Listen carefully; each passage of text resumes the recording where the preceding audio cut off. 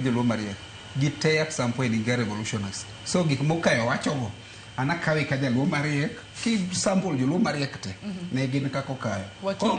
Koro kayo wa expect ni be ibo dhia kocha at the right time. Abo kaje. Ibo dhia the other side. Which other side? At the right time. Sani to pod tinu amana kanya. Kanya mi bergo. To mtigi mi wacho mai want to differ with you. Kineno.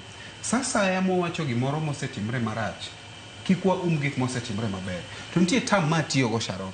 And it was not deliberate. Seche moko obego bed piny kako nagi to ago mbaka kaka jot waweyo ma Kenya iwinjo you are allowed mondo idifa koda iwinjo tana wuoyo kaka an ineno gik miwacho gote ka okoko e street nikech nane street asebede street no a demand for gigo to kadoge ot kako nagi to wawacho nitie gimoro ma difa ga dhano pile mano to kata ngitimre pod adhi difa kodote Raila ne timo maberi opposition onego be neno beda bedi opposition no tie opposition kanya Raila bene nigi right mare kaka Raila kodinga ma jakom ma join any side modwaro sani kichung ka bibi join that side mano right mari kako kayo iwi kose mano koro abro wacho gima kisungu wacho ni selfishness nikech kisebedo ka in jatelo tini ngiyo mna gima benefit to kingi jogi then mano you have selfish. I don't know the very important bidandoso kano the side cha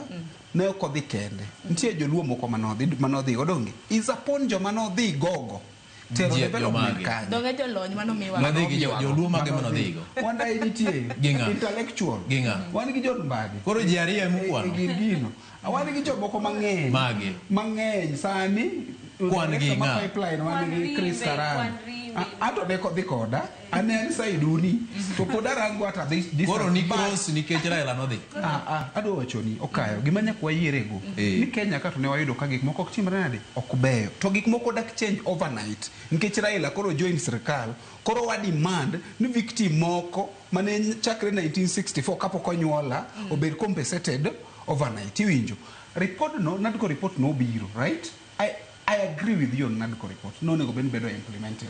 Mabe nane no negi delay. Kata mna ba election sani gik IBC. I feel ntie kamoro mane kutumre nade. Ne kodhi maber. But at the same time nyaka wa yiere.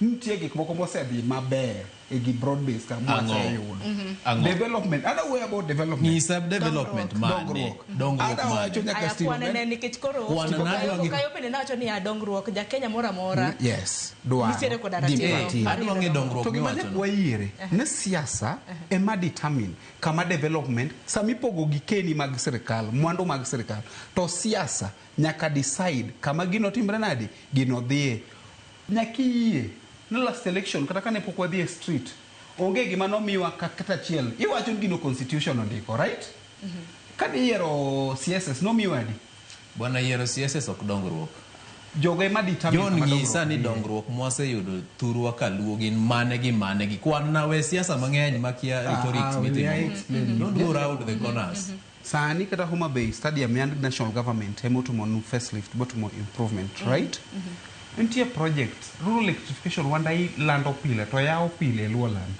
Okay. Rural electrification. Do you know something we call last mile electrification? Connectivity I know very well. Exactly. Mano area man. It is part of last mile connectivity. And last mile is a 2015 project. Ado wacho nigi moro makon. Ntie moro ado wacho ne confidential. Makone ga wacho. Ntie jago moro manonyisa nikando dwaro connectivity mondo beda approved. Iwinjo. Mane dhi Bomet Sondu mane dhi yokorwa kocha mane miga kati event maduong Nyanza to stima nyaka bedie blackout kana odwaro in the previous regime before this broad based gino nek bedga approved kana wadonje broad based regime to gino bedo approved within 1 month iwijo so ntie gik mang'eny madakwa expose matimre government mabedo approved madakwa kwa dhie please tafadhali adwa penjo gimoro a point no tu koro matieni kiny ka uwuok e broad based to ginya kata ng'ado stima no nikech last mile koro exactly now behave like we are let me John we kora nyisi